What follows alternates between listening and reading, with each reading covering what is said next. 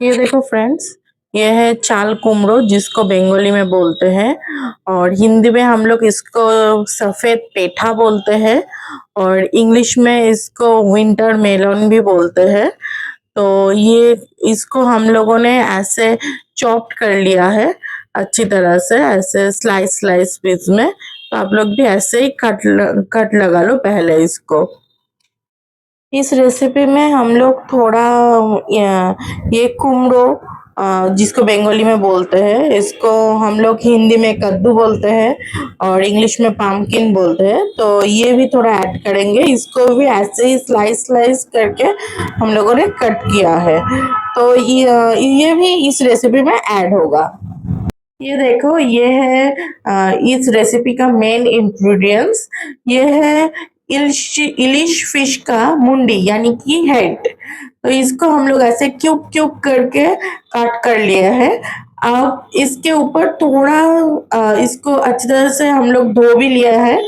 अब इसके ऊपर थोड़ा सॉल्ट जाएगा। आप लोग तो क्वांटिटी के अनुसार आप लोग दीजिए सॉल्ट और थोड़ा टर्मरिक पाउडर यानी कि हल्दी। अब इसको अच्छी तरह से हम लोग मिक्स्ड कर लेंगे। मिक्स्ड करके हम लोग इसको अच्छी तरह से फ्राई करेंगे। जब तक ना ब्राउन कलर आ जाए तब तक हम इसको फ्राई करेंगे। देखो गाइस, हम लोग अच्छी तरह से इसको मिक्स्ड कर लिए हैं। ये ही है इस कुकिंग का, इस रेसिपी का मेन इंग्रेडिएंट्स। ये इस रेसिपी में अलग सा एक टेस्ट लाएगा और एक अलग सा एक अच्छा स्मेल भी लाएगा। अब देखो, कढ़ाई को हम लोगों ने गैस पर चढ़ा दिया है और कढ़ाई में हम लोग मस्टर्ड ऑयल दिया है। मस्टर्ड ऑयल यहाँ पर हम लोग बड़े स्पून के हिसाब से 4 टीस्पून दिया है।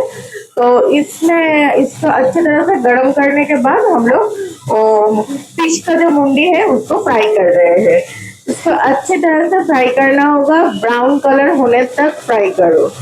देखो फ्रेंड्स, फिश का मुंडी को हम लोग ऐसे फ्राई कर लिए हैं। ऐसे ही कलर आना चाहिए फ्राई में, ऐसे कलर आने तक इसको फ्राई करो। अब देखो फ्रेंड्स, जिस ऑयल में हम लोगों ने फिश की मुंडी को फ्राई किया था, उस ऑयल में ही फर्स्ट हम लोगों को देना होगा जीरा। जीरा यहाँ पर 1 टीस्पून के हिसाब से दो, ज्यादा नहीं चाहिए। अब जाएगा तेज पत्ते। तेज पत्ते भी आप लोग दो ही दो, उससे ही हो जाएगा, ज्यादा नहीं चाहिए। अब जाएगा जीरा पाउडर। आप लोगों के पास अगर मिक्सर में पेस्ट किया हुआ जीरा है तो वो भी ऐड कर सकते हो यहाँ पर। और अब अगर आप लोग सिलबट्टे पे पेस्ट करके जीरा ऐड करना चाहते हो वो भी ऐड कर सकते हो। तो हम लोगों के पास अभी मिक्सर में या सिलबट्टे पे पेस्ट किया हुआ जीरा नहीं था, इसलिए हम लोगों ने पाउडर का यूज किया। अब जा रहा है अदरक। अदरक 1 टीस्पून ही हम लोग दिया है, 1 टीस्पून के हिसाब से ही आप लोग दो। अब इसको अच्छी तरह से मिक्स करो। थोड़ी देर अच्छी तरह से मिक्स करने के बाद इसमें दूसरे इंग्रेडिएंट्स यानी कि जाएगा ग्रीन चिली। ग्रीन चिली से ही ये कुकिंग होगा। ये कुकिंग में रेड चिली का जरूरत नहीं है, क्योंकि रेड चिली से ये कुकिंग का जो अच्छा स्मेल है वो नहीं आएगा, इसलिए ग्रीन चिली ऐड करो। अब जाएगा सॉल्ट। सॉल्ट यानी कि नमक, हम लोग यहाँ पर 1 टीस्पून दे रहे हैं और आप लोगों के हिसाब से दो। अब जाएगा टर्मरिक पाउडर यानी कि हल्दी। हल्दी भी हम लोग यहाँ पर 1 टीस्पून ऐड कर रहे हैं। आप लोगों के हिसाब से हल्दी दो। अब इसको भी अच्छी तरह से मिक्स करना होगा। अब इसमें थोड़ा सा वाटर ऐड करो, क्योंकि थोड़ा सा वाटर नहीं दोगे तो मसाला जल सकता है। मसाला जल जाएगा तो एक अच्छा स्मेल नहीं आएगा। तो जलने का जो स्मेल है वो ऐसा आएगा, तो ऐसा स्मेल आने से खाना खराब हो जाएगा, इसलिए मसाला को जलने मत देना। अब इसको अच्छी तरह से हम लोगों ने फ्राई कर लिया है। देन अब एक एक करके दूसरे इंग्रेडिएंट जाएगा। अब इस टाइम पे इसमें ऐड होगा पीठा, जिसको हम लोग सफेद कद्दू भी बोलते हैं और बंगाली में इसको चाल कुमड़ो बोलते हैं। ये ऐड होगा। ये भी हम लोगों ने अच्छी तरह से धो लिया है, धोकर फ्रेश करके रख दिया है। तो अब ये ऐड होगा। अब इसको अच्छी तरह से मिक्स करना होगा पहले मसाला के साथ। अच्छी तरह से ये मिक्स होगा तो ही हम दूसरे इंग्रेडिएंट्स में जाएंगे। अच्छी तरह से इसको मिक्स करो, ये थोड़ा टाइम लेके ये कुकिंग करो तो ही ज्यादा अच्छा लगेगा खाने में। अब इस टाइम पे ऐड होगा कद्दू, यानी कि जिसको बंगाली में कुमड़ो भी बोलते हैं, वो अब ऐड हो रहा है। अब इसको भी अच्छी तरह से मिक्स करना होगा। सब मसाला के साथ अच्छी तरह से इसको मिक्स करो। मिक्सिंग ही कोई भी कुकिंग का मेन फंडा है।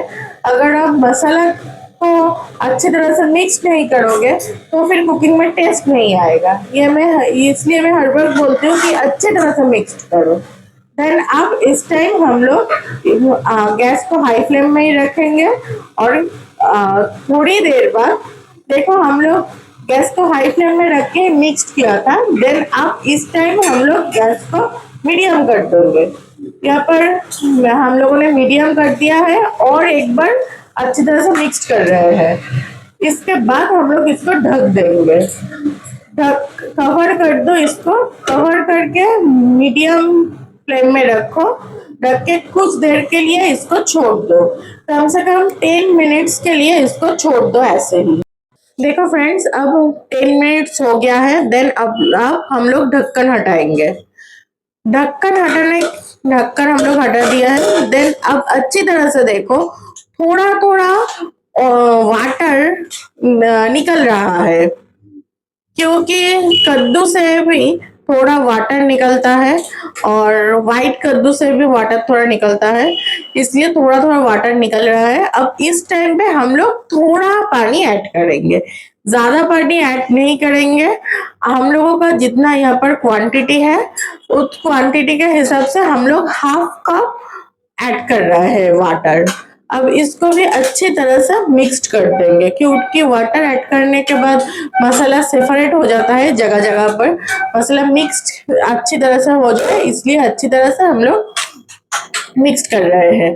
देन अब हम लोग फिश का जो मुंडी है, जो हम लोगों ने पहले ही फ्राई करके रखा था, वो ऐड कर रहे हैं। अब इसको देने के बाद हम लोग ढक्कन दे देंगे।